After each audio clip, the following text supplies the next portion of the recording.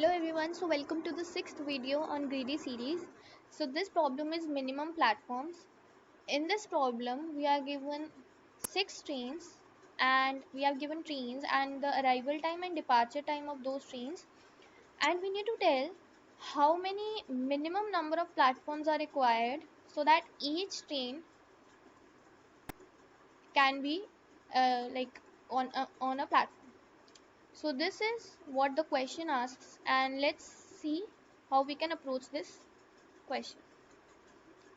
So in this we are given arrival time and the departure time. Now if we think that we need to get the minimum number of platforms, that means the platform should be minimum. So how we will get minimum number of platforms? When we pick a train which departs earlier, that means it arrives earlier, it departs earlier, so that the platform becomes vacant. And if the platform becomes vacant, then we can use that same platform again.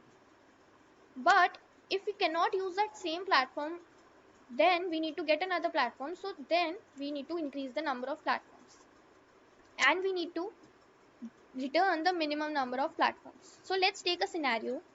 Let us suppose this is station and this is platform P1. Now there could be one scenario that a train is over here. It has arrived platform P1. It's on platform P1, and the and another train is coming whose arrival time is greater than the departure time of this train. Means when this train 2 will arrive, before that the train 1 will have departed. So this P1 platform can be used by train 2. So we don't require any other platform. But if we take another scenario in which there is a train 1 on the platform P2 and train 2 is coming, but the departure time of train 1 is greater than the arrival time of train 2. So when train 2 will arrive, train 1 will not be departed. So we have to use another platform to for the train 2. Hence in this second scenario we require a new platform, but in the first scenario we do not require a new platform. So keeping this scenarios in mind, let's think of the approach. So it's pretty much clear that we will be sorting the departure time, because we need to have the train we need to have the train which has the lower departure time so that it can depart and we have the empty platform. Similarly, we will also sort the arrival time so that the train which arrives first is chosen. So we will sort the arrival time and we will sort the departure time. These are the arrays, sorted arrays.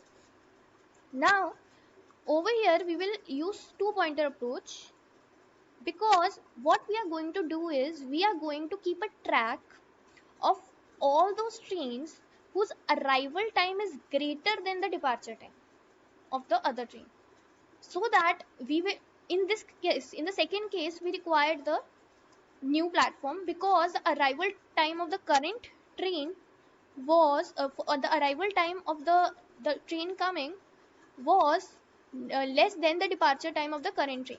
So that's why we required the another platform. So let's see how we can use this. We will be having I over here and we will be having j over here. So you will be thinking why we had taken I from the first index, not from the zero index. Let's see. First of all, it's very much obvious that the minimum platform we will require will be 1, because one platform is needed anyways, right?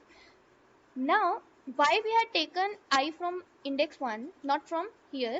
Because this train will anyways arrive, right? This is the first train and it will arrive, and always we compare the departure time with the arrival time. So this train will always come. There is no point in comparing this, and with whom we will compare? There is no departure time before. So the arrival time of this one and the departure time of this. So I hope you got the point why we have taken I from index 1. So let's start the iteration. Now, first of all, what we discussed was that if the arrival time,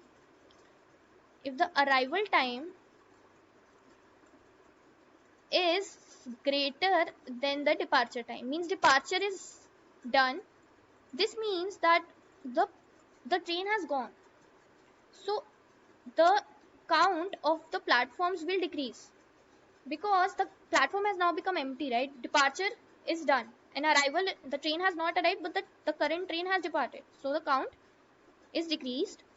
Also, we will increment j because now the departure time is of this, the departure time is of no use to us. We will go over to the other departure time which is greater than that, so that we can compare for the other trains.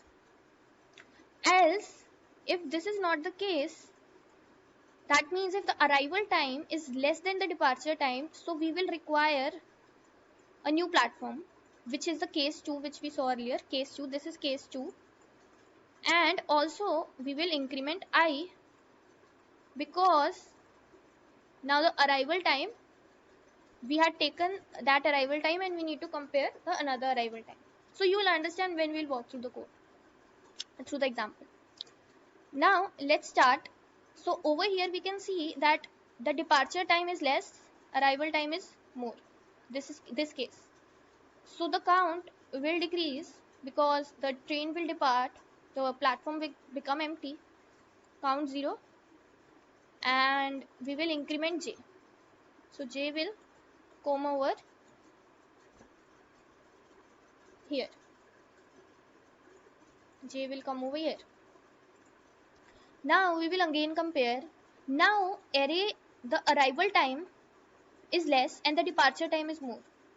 Means a train has arrived, but the train which was already on the platform is not departed.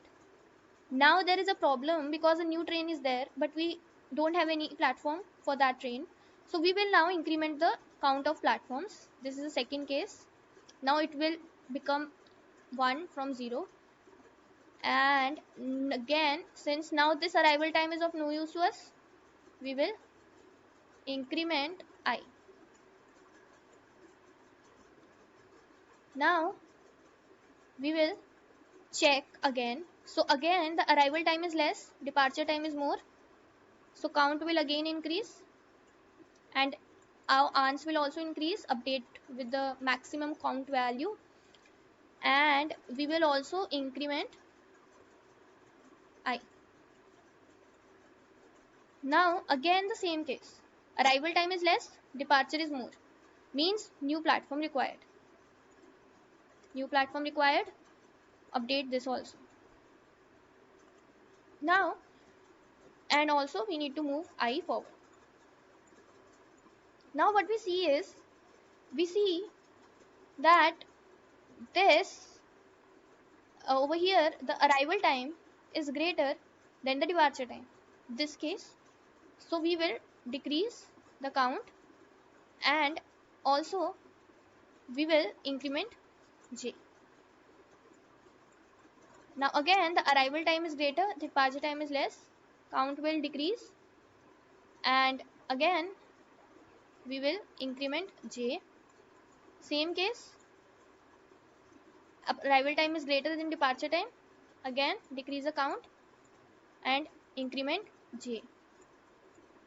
Now arrival time is less, departure time is more, means the platform has not become empty, vacant, so we will have to increase the count, it becomes 1 and I is shifted.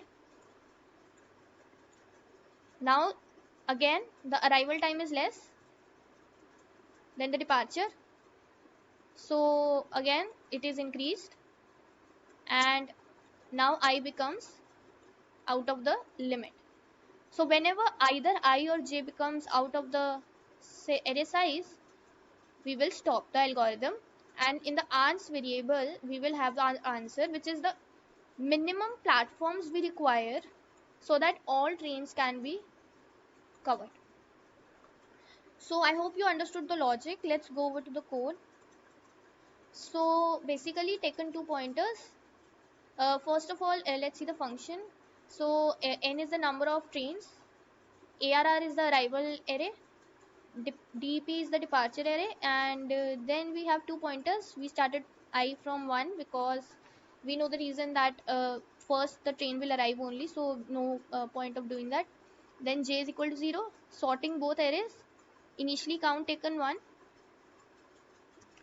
and then we will have, while uh, I less than n and j less than n, we will compare that if ARR of I is less than departure j, we will increment count and we will also increment I, else we will increment j only, and finally we'll return the count.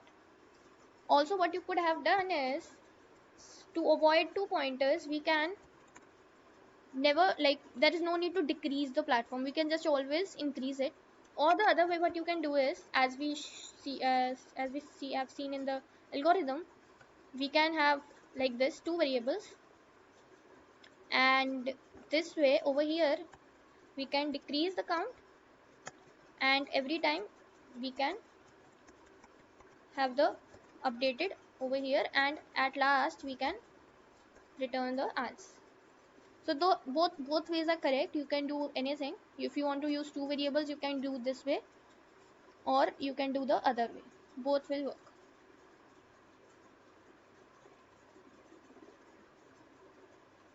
Okay, let's see.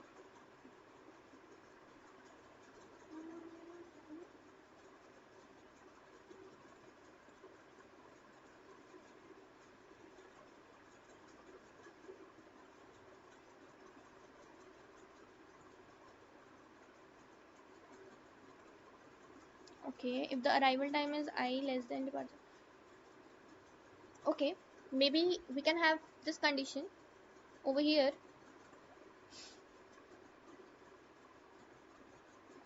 Yeah, so this condition that we when we will increase the platform is that if the arrival time is equal to the departure time, because over here if you see in the question they had given the same platform cannot be used for both departure and arrival, right?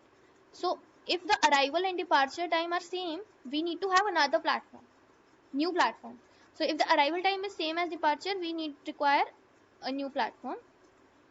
So the time complexity is n log n, and the space complexity for this is O of, I think we haven't used any extra space, so it's O of 1, or yeah, I don't think we use any extra space.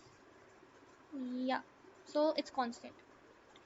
So I hope you understood the code, and